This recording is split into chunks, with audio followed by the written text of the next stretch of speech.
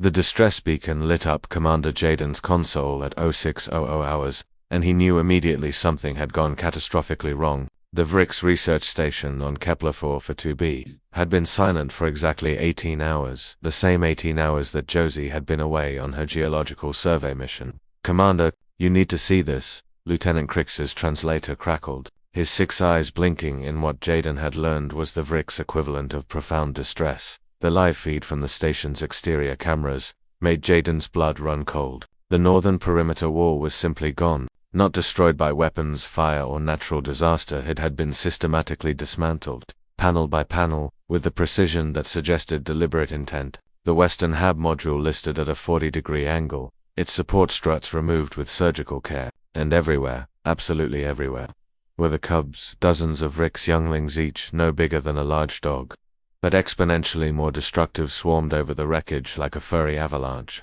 They weren't attacking. They were searching. "They're following her scent," Crix whispered, his translator barely capturing the horror in his voice. "The human female, Josie, when she left yesterday. The cubs. They bonded." Jaden remembered the previous week when Josie had first encountered the cubs. The adult Vrix had been terrified. Their young were notoriously difficult to control, operating on instinct and curiosity that made them destructive forces of nature. But Josie had simply knelt down, let them sniff her hands, and within minutes had an entire litter climbing over her like she was the universe's most interesting jungle gym. "Humans have this thing with babies," she'd explained later, scratching behind a cub's auditory ridges while it purred like a malfunctioning engine. "We're biologically programmed to find them cute, even alien babies." The adult Vrix had been grateful. For the first time in months, the cubs had been calm, occupied, and not systematically exploring how to disassemble their habitat. Josie had spent hours with them, teaching them games, showing them Earth videos of puppies and kittens, letting them investigate her strange human scent, and now she'd been gone for 1 day, and they'd torn apart half the base, trying to find her. "Sir, we're receiving multiple casualty reports," the comms officer announced. "No fatalities, but several researchers are trapped in collapsed sections. The cubs are trying to dig them out, but they're making it worse."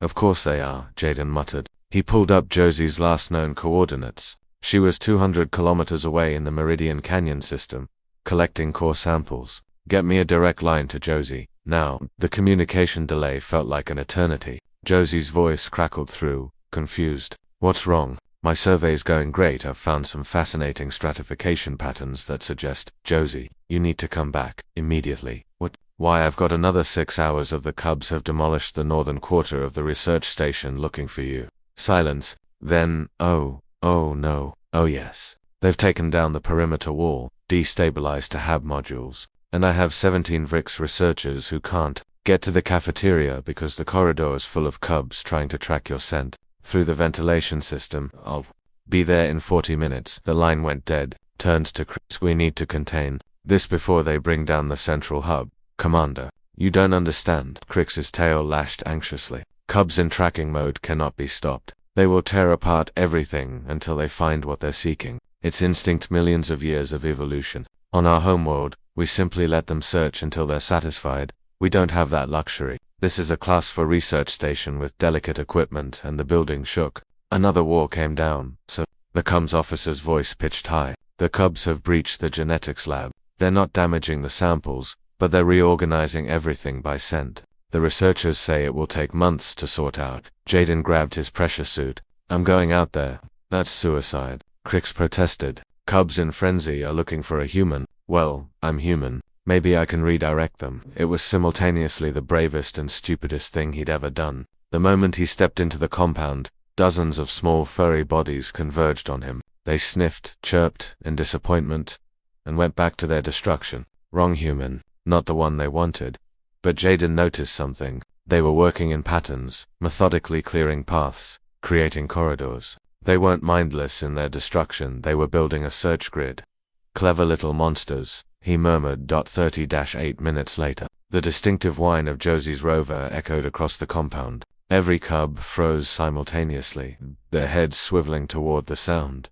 Josie barely got the door open before she was engulfed. Cubs poured over her like a tidal wave of fur and chirps and desperate affection. She laughed, stumbled, and sat down hard, letting them pile onto her. "Hey babies. Hey, I'm sorry." I didn't know you'd miss me this much. Jaden watched in amazement as the chaos simply stopped. Cubs that had been systematically dismantling a loading dock 30 seconds ago now curled up around Josie, purring contentedly. The ones that couldn't reach her formed a protective perimeter. Finally, Krix approached carefully, his translator unit working overtime. This is ... unprecedented. Cubs don't bond with other species. Ever. Humans do this thing, Jaden said quietly. We pact with anything, and apparently it goes both ways. Josie looked up at the devastation around her, the collapsed walls, the tilted modules, the organized chaos of a base torn apart by determined babies. I'm so sorry. I didn't think. It's not your fault, Krix interrupted. But we need to discuss protocols. You cannot leave without warning. The Cubs need transition time, preparation, or Jaden suggested, watching Josie completely buried under contented Cubs. Maybe she just needs to take them with her next time.